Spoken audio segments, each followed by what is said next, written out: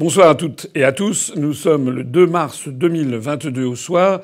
Je viens d'écouter à l'instant l'intervention de M. Macron sur l'Ukraine. Honnêtement, je pensais qu'il en profiterait quand même pour faire une petite surprise et pour annoncer sa candidature à l'élection présidentielle, parce que maintenant il n'a plus que 48 heures pratiquement pour l'annoncer. Légalement, il n'en a rien été. Alors on a vu quoi? On a vu un truc très habituel en définitive, c'est-à-dire M. Macron donnant dans l'hyperbole, dans l'emphase, dans un discours très théâtral, dont on voit bien qu'il est tellement écrit et travaillé qu'en fait, il n'en pense pas un mot. On voit aussi, une des choses qui m'a frappé en premier, c'est de voir M. Macron s'exprimer une nouvelle fois devant 3 drapeaux. Alors le drapeau français, on va finir par le perdre, parce que ça va bientôt devenir une espèce de rassemblement de chiffons. Donc il y a le drapeau français, il y a le drapeau bleu aux étoiles, mais maintenant il y a un drapeau bleu et jaune qui est le drapeau de l'Ukraine. En fait, il aurait dû y ajouter le drapeau bleu avec, vous savez, l'espèce de boussole qui est le drapeau de l'OTAN. Il aurait pu y ajouter aussi le drapeau des États-Unis d'Amérique, qui sont quand même le grand donneur d'ordre en la matière. Donc finalement, bientôt, il va finir par parler devant une foule de drapeaux. Je rappelle quand même que la tradition mondiale, la tradition diplomatique mondiale, quand un chef d'État s'exprime dans son pays devant ses concitoyens, c'est qu'il parle devant le drapeau officiel du pays, point barre. Donc le drapeau européen et le drapeau ukrainien n'ont rien à faire là-dedans, si ce n'est que de participer en fait à une espèce de pièce de théâtre extrêmement calibrée, donc qui rend du coup les apitoiements sur le nombre de morts, etc., dans le conflit qui est en Ukraine, quelque peu factice. Alors entrons un petit peu dans le détail. M. Macron a commencé en y allant des trémolos, en parlant d'une guerre qui était inégalée depuis des décennies. Dans cette épreuve sans précédent, depuis nombre de décennies... C'est faux. C'est totalement faux. S'agissant du continent européen, tout le monde sait ce qui s'est passé dans les années 90 en ex-Yougoslavie. Donc les conflits qu'il y a eu en ex-Yougoslavie, notamment en Bosnie, notamment à Sarajevo, etc., sont des conflits qui étaient extraordinairement importants et qui ont fait plus de morts pour l'instant que ce qui se passe depuis une semaine, semble-t-il, en Ukraine. J'ajoute d'ailleurs, puisqu'on parle de l'Ukraine, que M. Macron aurait gagné en vérité en expliquant qu'il y avait quand même des milliers de morts qui existaient dans ce pays, qui avaient été créés dans ce pays depuis 8 ans, et dont la grande majorité se trouvait dans les républiques autoproclamées de Donetsk et de Lugansk dans le Donbass. C'est-à-dire des morts qui sont créés justement par le régime ukrainien que M. Macron, à l'évidence, défend bec et ongle.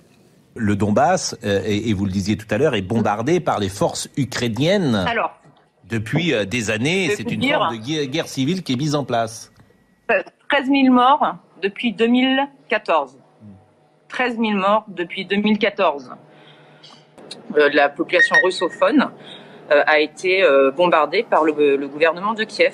Oui, voilà. J'ai toutes les preuves, donc je pourrais vous les fournir en rentrant en France. J'ai les images. J'ai un film là-dessus.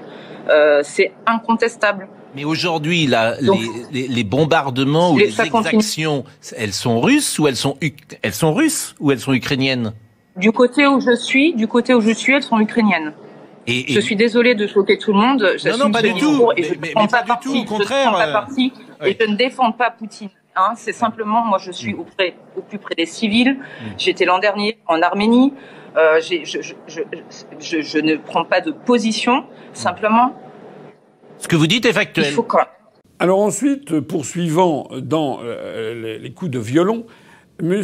Macron a commencé à parler de M. Zelensky, le président de l'Ukraine, que l'on nous présente dans la presse française comme un héros des temps modernes, et que M. Macron a qualifié de visage de l'honneur, de la liberté et de la bravoure. J'adresse au président Volodymyr Zelensky le soutien fraternel de la France. Il est aujourd'hui à la tête de son peuple si courageux, le visage de l'honneur, de la liberté, de la bravoure. Alors, bon, c'est pousser le bouchon un petit peu loin, parce qu'il faut quand même rappeler que M. Zelensky n'est pas à commencer sa vie comme un amuseur public, à jouer dans des séries télévisées où il était un président de la République, justement, qui tirait dans le tas de politiciens corrompus. Donc c'était une espèce d'atavisme. Mais par ailleurs, M. Zelensky est de façon avérée un escroc et qui a des liens avec la pègre.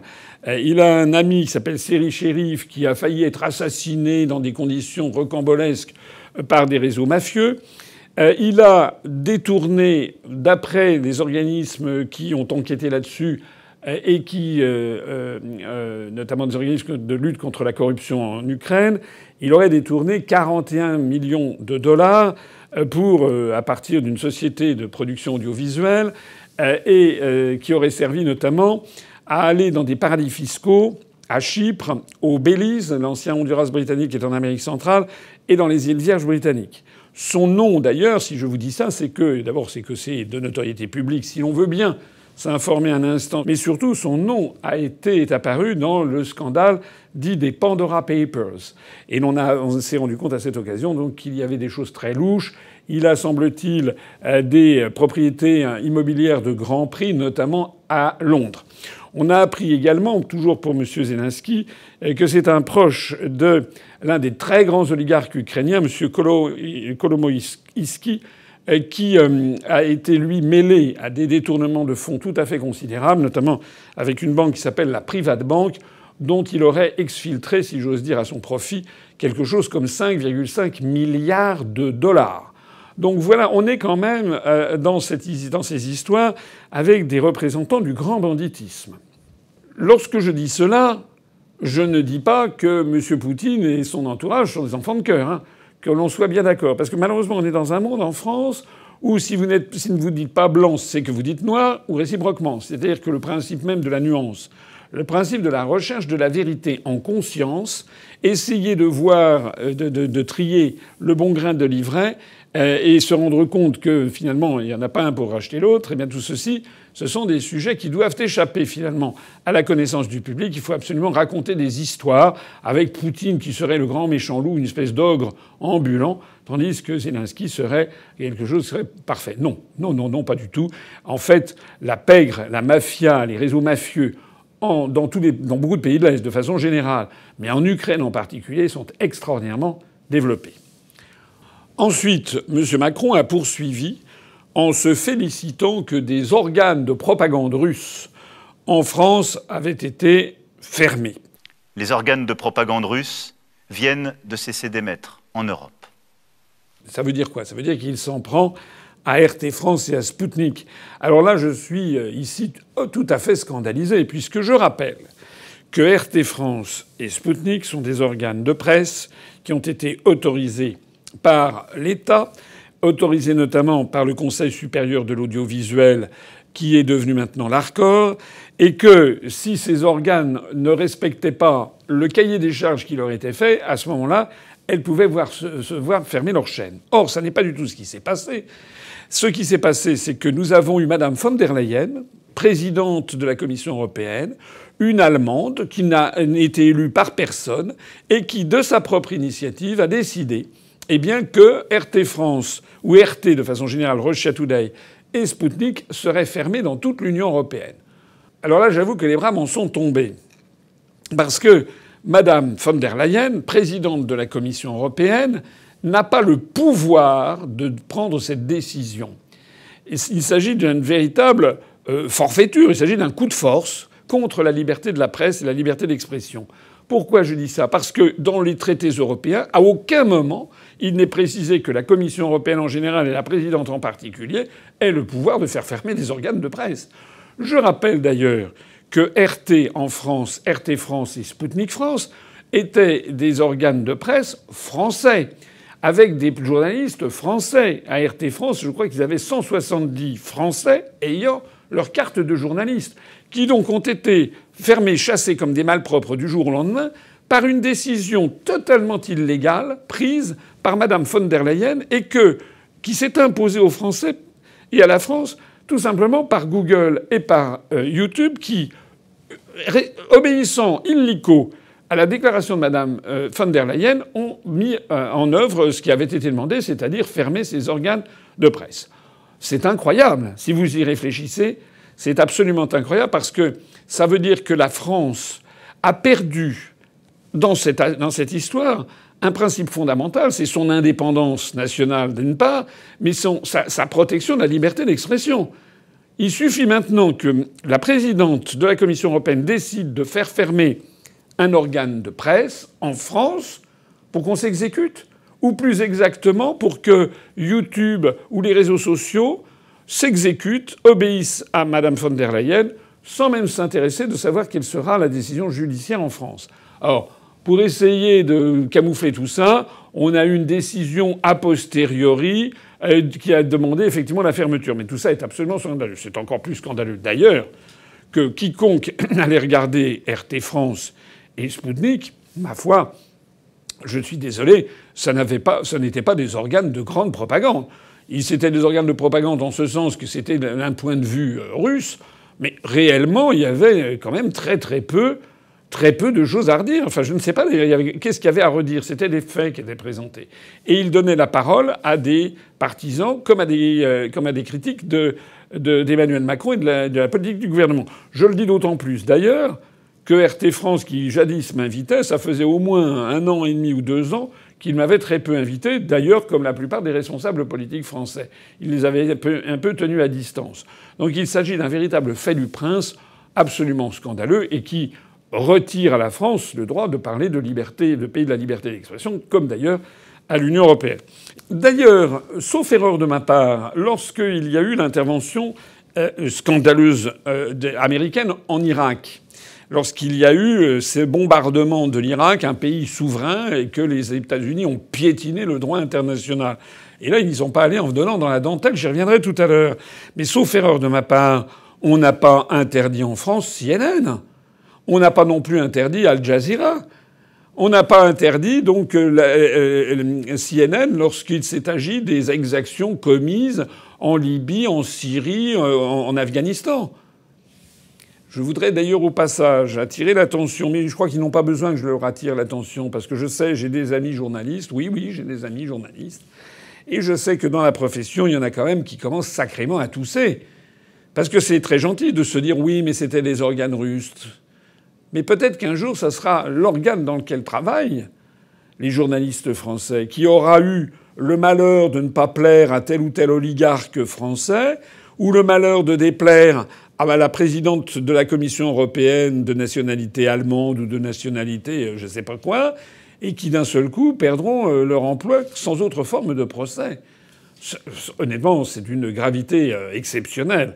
Et j'avoue que venant d'une France où la liberté d'expression était vraiment réelle, je me rappelle les années 70 ou 80 du XXe siècle, de telles décisions eussent été absolument inconcevable. Inconcevable. On aurait vu protester toutes les consciences morales autoproclamées, notamment de la gauche française, qui seraient montées au créneau en hurlant à la censure, et ils auraient eu raison. Puisqu'on en est à parler de la liberté d'expression, j'aurais bien aimé, moi, que M. Macron donne son sentiment sur cette espèce de chasse aux sorcières honteuse, en fait, qu'il y a maintenant dans les pays occidentaux, aux États-Unis, mais également en France, en Italie, contre des artistes qui ont le malheur d'avoir été amis avec Poutine. Je pense notamment au grand chef d'orchestre Valéry Gergiev, qui est un chef d'orchestre russe, qui passe le plus clair de son temps d'ailleurs en dehors de la Russie. Il travaille notamment à la Scala de Milan. Il devait donner des représentations au Carnegie Hall à New York. Il devait également donner des représentations à Paris, etc.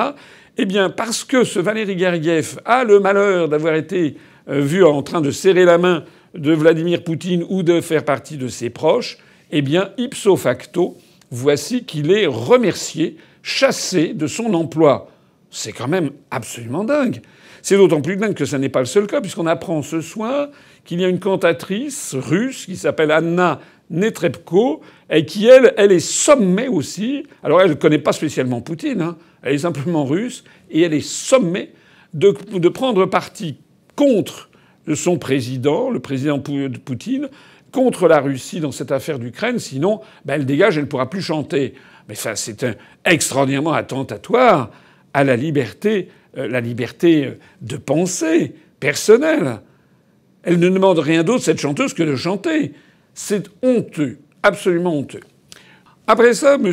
Macron nous a expliqué qu'il allait combattre les fake news.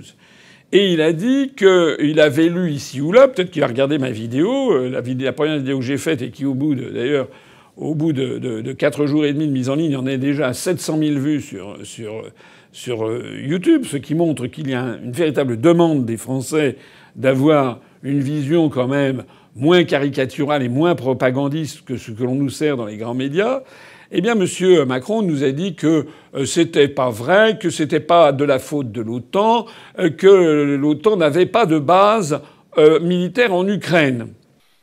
Cette guerre n'est pas un conflit entre l'OTAN et l'Occident d'une part et la Russie d'autre part, comme certains peuvent l'écrire. Il n'y a pas de troupes ni de base de l'OTAN en Ukraine. Ce sont des mensonges. Mais moi, en tout cas, je n'ai jamais dit que l'OTAN avait des bases militaires en Ukraine. Mais le problème, il n'est pas là.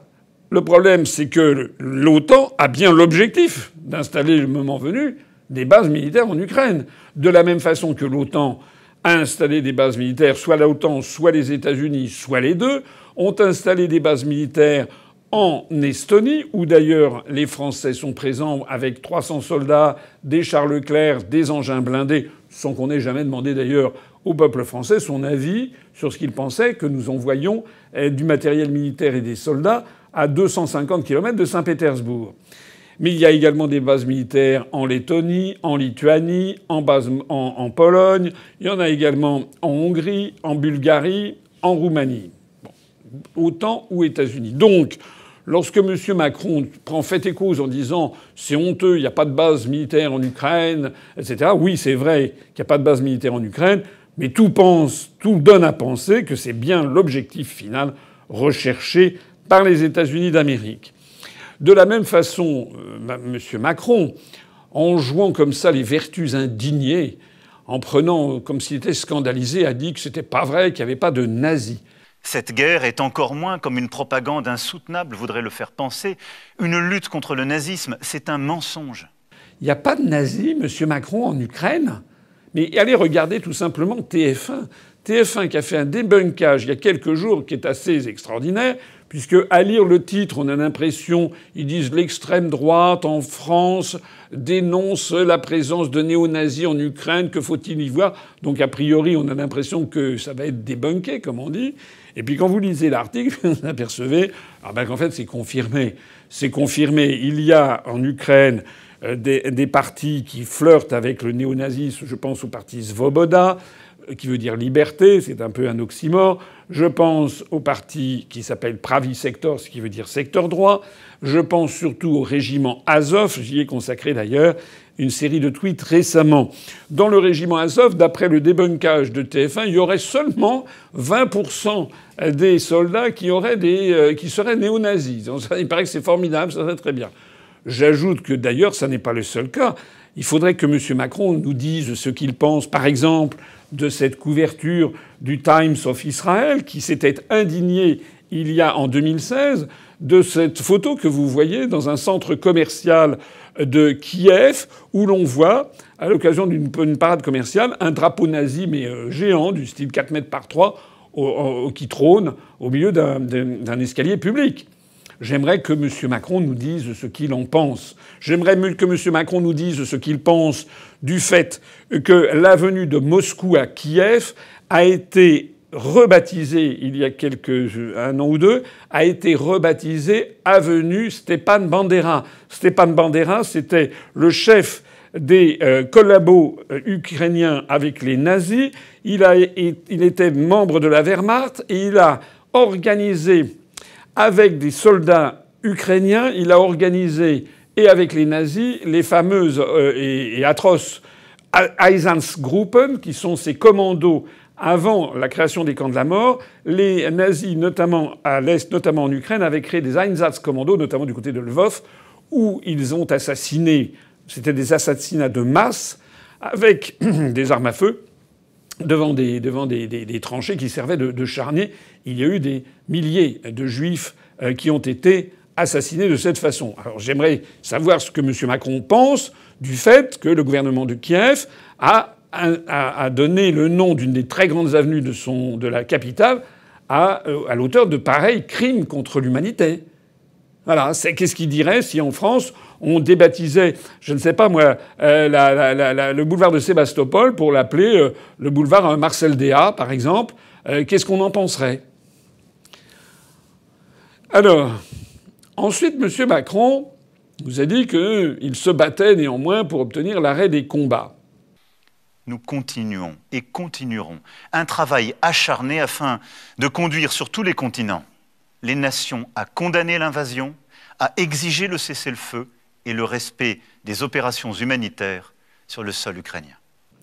Mais comment peut-il dire qu'il se bat pour obtenir l'arrêt des combats alors même qu'il est dans une Union européenne qui a pris la décision, là aussi au niveau de la Commission européenne d'ailleurs, de fournir des armes à l'un des belligérants? On a appris que Mme von der Leyen, flanquée de Joseph Borrell, le ministre des Affaires étrangères, entre guillemets, de l'Union européenne, ils ont annoncé tous les deux que l'Union européenne allait acheter pour 450 millions d'euros d'armes qu'ils allaient transmettre aux résistants ukrainiens. Alors moi, j'aimerais savoir... D'abord, c'est la première fois que ça se passe.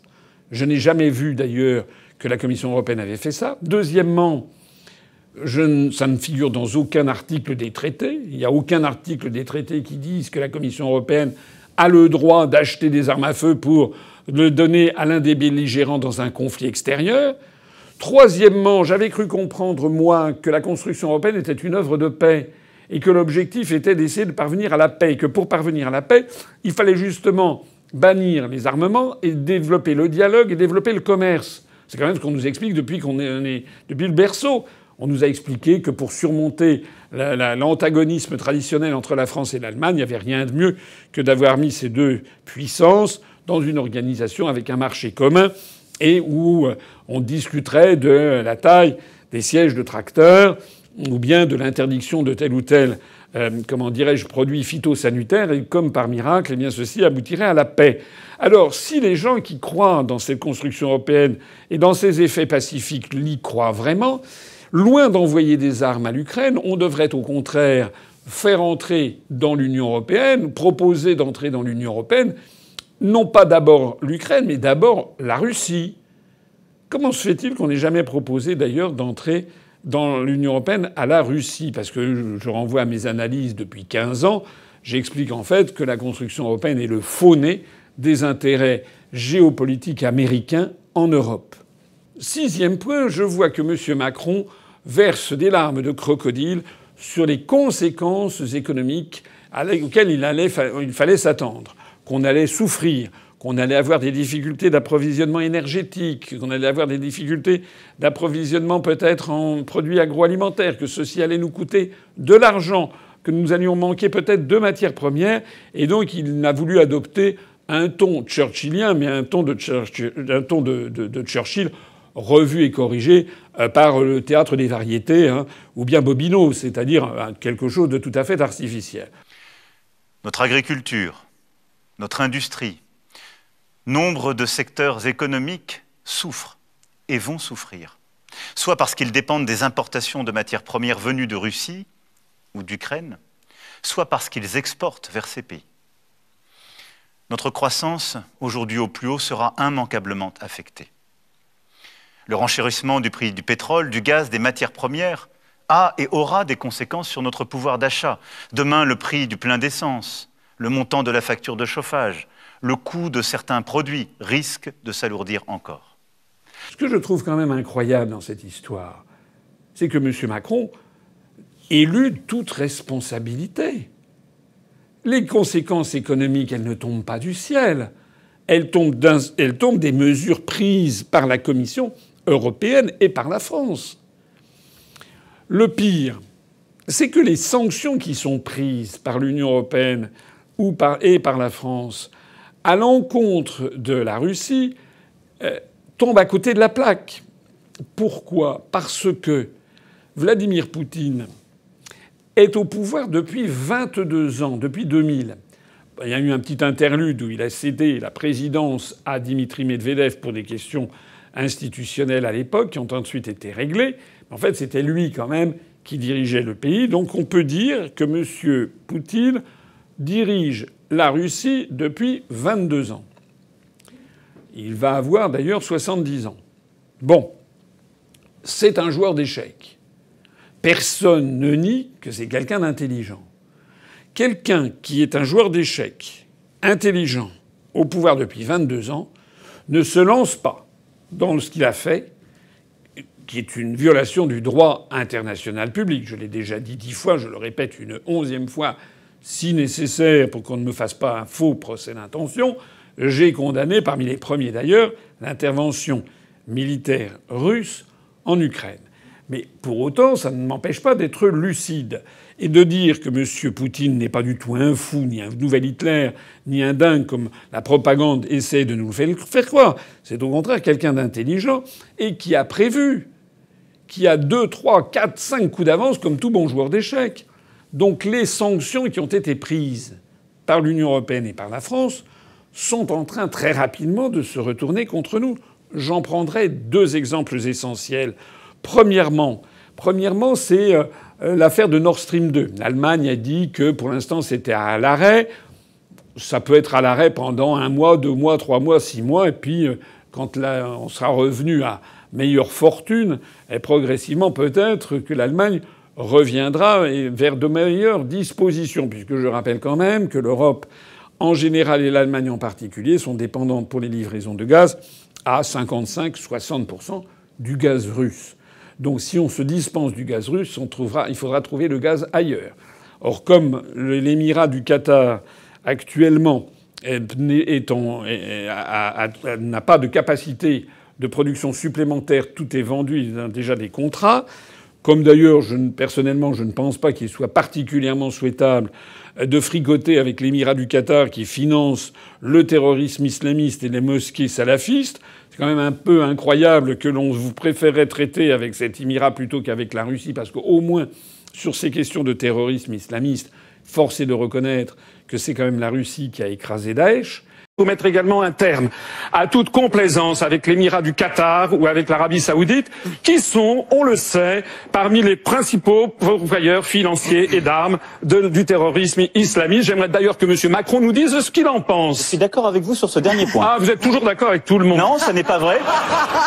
Ça, Monsieur Poutou, vous pouvez reprendre les éléments de langage de certains autres, mais vous aurez noté ce soir qu'il y a des vrais désaccords avec certains. Mais sur le Qatar et l'Arabie saoudite, je n'aurai aucune complaisance. Ce que je veux dire, c'est que si on n'a pas l'émirat du Qatar, il faudra se tourner peut-être vers le GNL produit par les États-Unis, peut-être avec du gaz à base de fragmentation du gaz de schiste, extraordinairement polluant d'ailleurs contre l'environnement. En attendant, on a à la télévision française, on nous explique que voilà, c'est un coup dur pour la Russie. Mais non! On a appris aujourd'hui même que la Russie vient de signer avec la Chine un contrat pour la construction d'un gazoduc géant, le gazoduc Soyouz Vostok. Soyouz Vostok, ça veut dire union en russe. Soyouz Vostok, ça veut dire l'Orient. C'est-à-dire un gazoduc qui va pouvoir livrer 50 milliards de mètres cubes, 50 milliards de mètres cubes de gaz naturel par an à la Chine via la Mongolie. Sachant qu'il y avait déjà des contrats qui étaient à partir des réserves d'Extrême-Orient. Et ce qui est le plus important dans ce Soyouz Vostok, c'est que ces 50 milliards de mètres cubes viendraient de champs de gaz qui servent actuellement à approvisionner le marché européen. C'est que contrairement à ce que l'on veut nous faire croire, Poutine a déjà prévu le coup d'après. Et donc, si l'Occident ne veut plus lui acheter du gaz, très bien, eh bien il le vendra à la Chine. Deuxième exemple, on a appris ces jours-ci que l'Allemagne refusait que l'on interdise l'accès de la Russie au réseau SWIFT, mais quand même, Et après de nombreuses négociations, il a été décidé de pénaliser 7 banques russes en leur interdisant d'avoir recours à ce réseau de transactions interbancaires internationales, SWIFT, qui est sous domination du dollar et domination des États-Unis. Donc comme si ça allait étrangler l'économie russe. Plusieurs grandes banques russes ont été exclues des systèmes de paiement internationaux, rendant impossible nombre de transactions et entraînant la chute du rouble. Eh bien, on apprend ces jours-ci aussi que de plus en plus de banques russes, que de plus en plus d'acteurs économiques russes, en fait, ont déjà remplacé le réseau SWIFT par son nouveau concurrent, le réseau CIPS, le concurrent chinois, avec des transactions qui sont en yuan ou en rouble. Ce qui est très important et très grave, parce que ça paraît complexe et technique pour les gens qui ne connaissent pas ça, mais si le réseau CIPS succède et supplante progressivement le réseau SWIFT dans la moitié du monde, ça veut dire que c'est une partie importante de l'hégémonie occidentale et notamment de son hégémonie financière qui commence à être battue en brèche. En termes de conséquences, ce sont des conséquences terribles en fait pour l'Occident. Troisième preuve également que M. Macron n'a pas dit, on nous a expliqué que d'un seul coup, l'Europe avait fermé son ciel aux compagnies aériennes russes et donc que les Russes ne pouvaient plus survoler la plupart des pays de l'Union européenne, pratiquement tous, je crois, et donc que c'était formidable. Voilà. Sauf que ce que l'on oublie de préciser, c'est la conséquence. La conséquence, c'est que la Russie a immédiatement fait pareil avec les compagnies aériennes des pays de l'Union européenne, notamment les compagnies françaises, allemandes, espagnoles, etc., etc. Le résultat des courses, c'est que lorsque vous regardez une carte des vols entre l'Europe et l'Extrême-Orient, eh bien, vous vous apercevez que par la voie orthodromique, comme on dit, c'est-à-dire la ligne la plus courte, celle qui passe au-dessus de la Sibérie, eh bien, il n'y a plus aucune compagnie européenne. Eh bien, il n'y a plus que des compagnies asiatiques, c'est-à-dire les compagnies chinoises, Air China, China Eastern Airlines, China Southern Airlines, et puis les compagnies japonaises, notamment All Nippon Airways et Japan Airlines.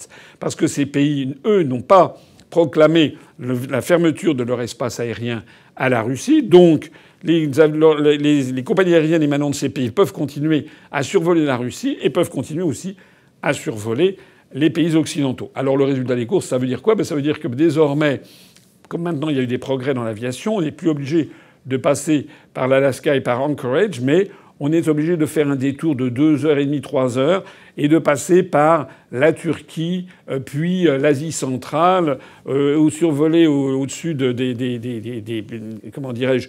la Chine pour arriver à Pékin.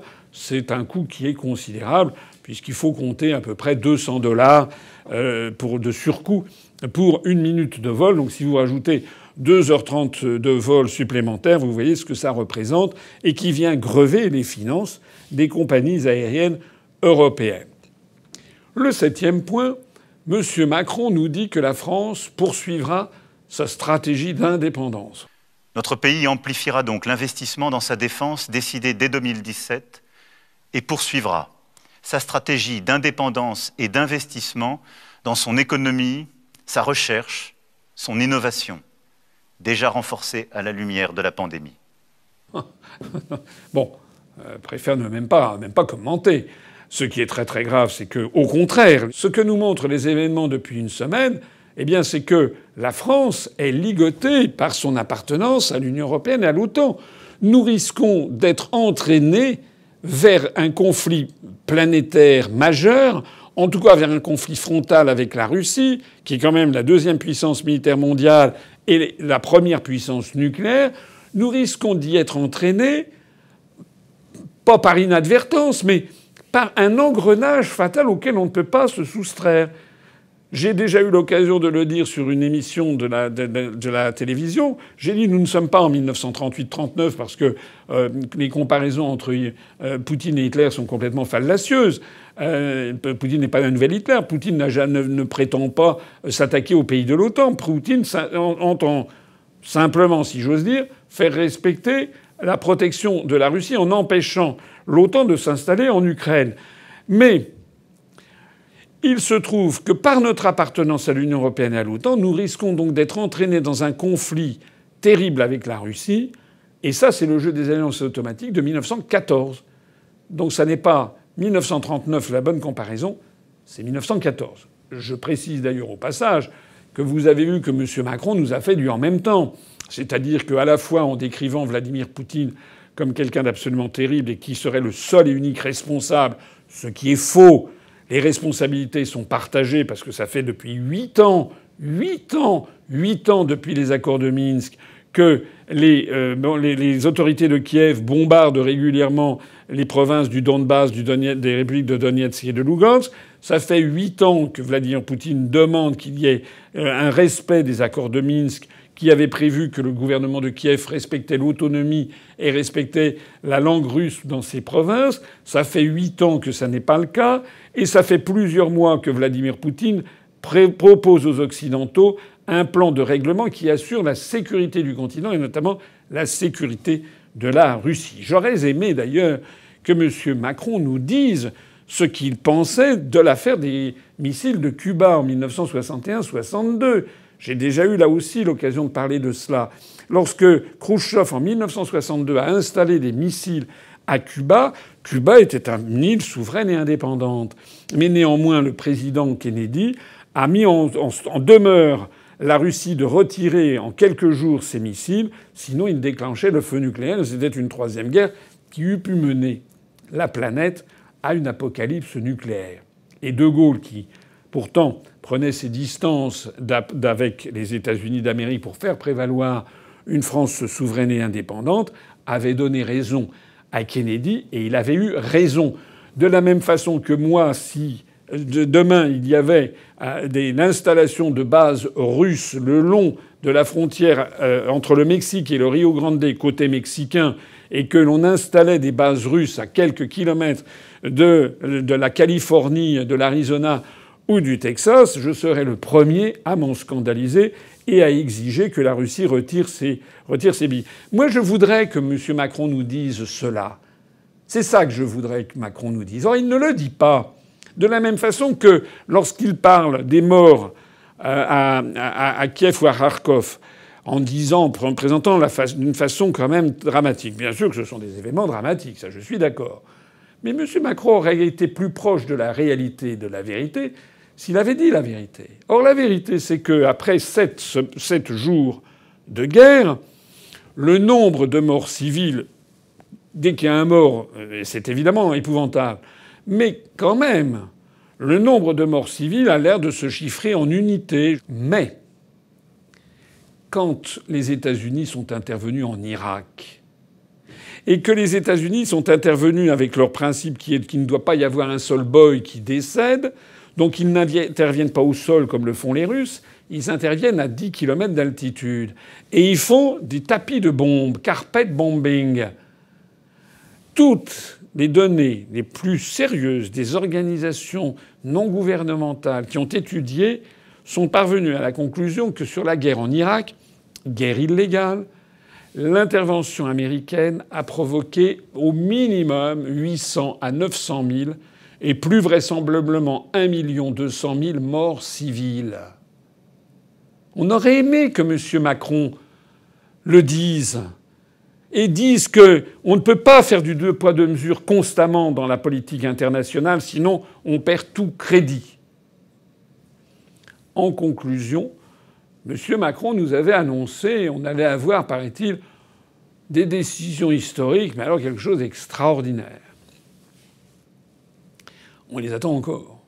Plus exactement, la décision historique en question, c'est tout simplement que le 10 et le 11 mars, donc dans une semaine, eh bien, M. Macron, le président de la République française, en fin de mandat, va réunir un sommet des chefs d'État et de gouvernement en France pour essayer d'avancer sur l'Europe de la défense. Alors c'est une vieille lune, l'Europe de la défense. On sait très bien ce qu'il faut en penser.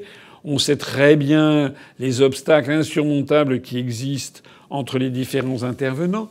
Mais Macron fait ça pourquoi ? Il fait ça évidemment à des fins de gesticulation politique. Parce que l'on peut faire confiance à nos grands médias pour présenter Macron comme étant le Deus ex machina, comme on dit, c'est-à-dire le grand artisan des efforts de paix vis-à-vis de l'Ukraine et celui qui organise une Europe mieux unie. Voilà l'objectif final recherché par le président de la République dans toute cette affaire. Moi, je trouve qu'il aurait été plus conforme à la dignité du président de la République française de faire un discours moins long et de dire qu'au passage qu'il était candidat à l'élection présidentielle et que c'était ça qu'il devait dire aux Français. Moyennant quoi, en prenant la posture toutes les semaines du chef de guerre comme s'il y était pour quelque chose, alors qu'en fait tout le monde sait que toutes ces décisions seront prises en fait au plus haut niveau, c'est-à-dire entre le président des États-Unis, Joe Biden, et puis Vladimir Poutine, et que le reste, c'est un peu des fioritures, eh bien, M. Macron aurait été plus franc du collier s'il nous l'avait dit, s'il nous avait dit qu'en fait, il souhaitait tout simplement briguer un deuxième mandat auprès des Français, auquel cas, évidemment, nous nous serions opposés. Parce que je voudrais terminer cette analyse par cette affirmation.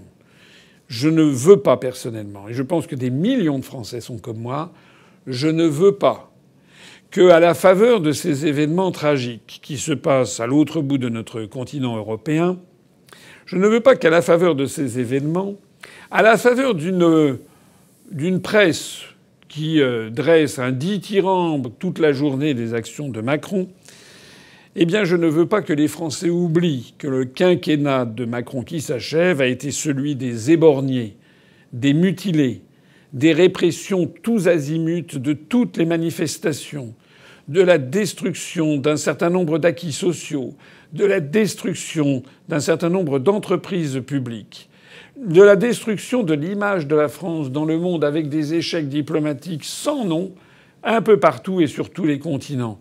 Je ne veux pas que les Français oublient les attaques constantes contre les libertés publiques qui ont été faites par Macron au cours de ce quinquennat. Je ne veux pas que les Français oublient, parce qu'on va finir par l'oublier, que nous sommes théoriquement encore dans une pandémie tellement épouvantable qu'elle nous force à porter des masques dans les établissements fermés, mais surtout qu'elle fait une distinction, un véritable apartheid entre les Français, entre ceux qui sont triple vaccinés et ceux qui ne le sont pas. L'affaire ukrainienne a cette conséquence assez extraordinaire que d'un seul coup, plus personne, et Macron le premier, plus personne ne parle de la Covid-19. Ce qui met quand même un peu la puce à l'oreille quant aux mesures restrictives de liberté et à leurs fondements qui ont été imposés par Emmanuel Macron, qui sont toujours en vigueur, notamment avec le pass vaccinal, alors même que dans la quasi-totalité des autres pays du monde, ça a été abandonné. Voilà. Je ne veux pas que, sous des coups émotionnels cyniques, les Français se laissent abuser, et je ne veux pas que les Français reconduisent Macron pour 5 ans, parce que ça nous ferait 10 ans de Macron. Vous voulez vraiment 10 ans de Macron ? Moi, non. Vive la République et vive la France.